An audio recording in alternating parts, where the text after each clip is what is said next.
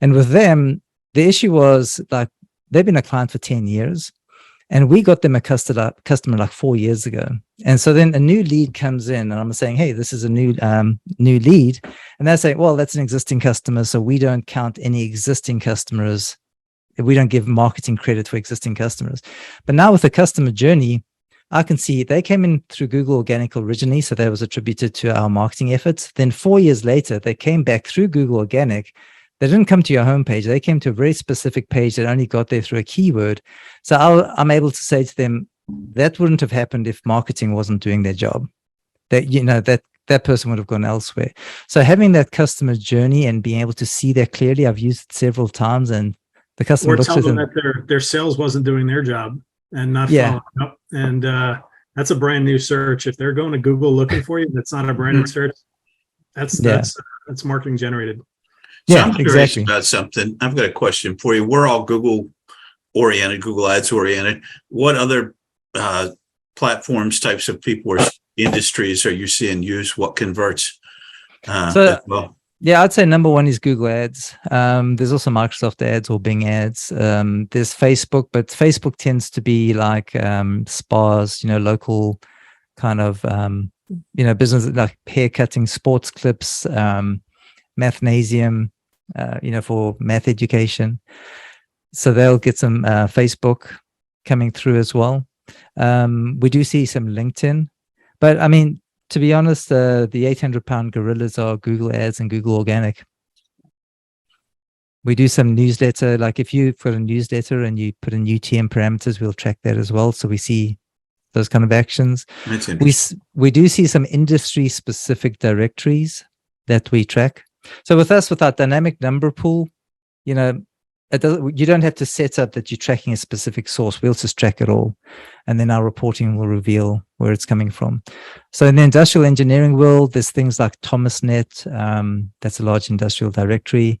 Mm-hmm. There's like the legal world, there's avo.com. There's other, legal directories. Same thing with dentists and doctors. There's plumbers as well. So yeah, lots of plumbers. The interesting thing, I just found the world fascinating, whereas I was speaking to a company and plumbing and HVAC do so well, for call tracking companies because the urgency is there. You need a plumber, it's going to be urgent.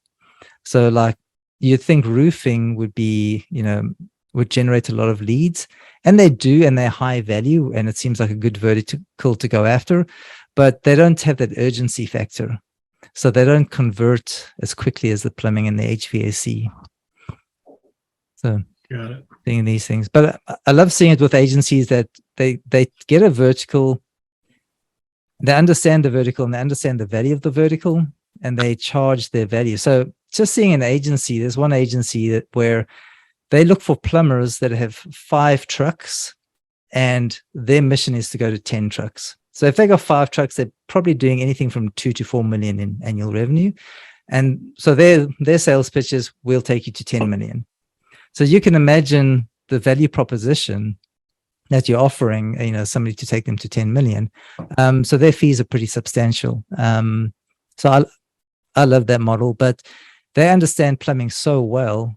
They know exactly the process. Like for instance, if you have a sewer drain that backs up, they advertise a $99 clean out and inspection, and they'll scope it. And you think, wow, $99 is cheap. The thing is, once they find a problem with your sewer line, that's a 10 grand job.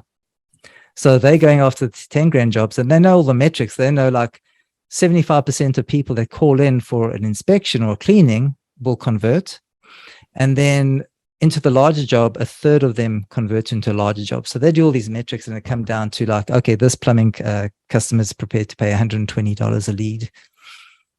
And, makes sense. They work it back. And it's just good to see agencies who provide good value and ROI, but then they're also making good money themselves. Right. And they can really optimize their systems to a vertical and then just go different city by city and expand their agency. Because you understand, as an agency, your expertise, there's a limit to how many customers you yourself can manage unless you start having processes and systems.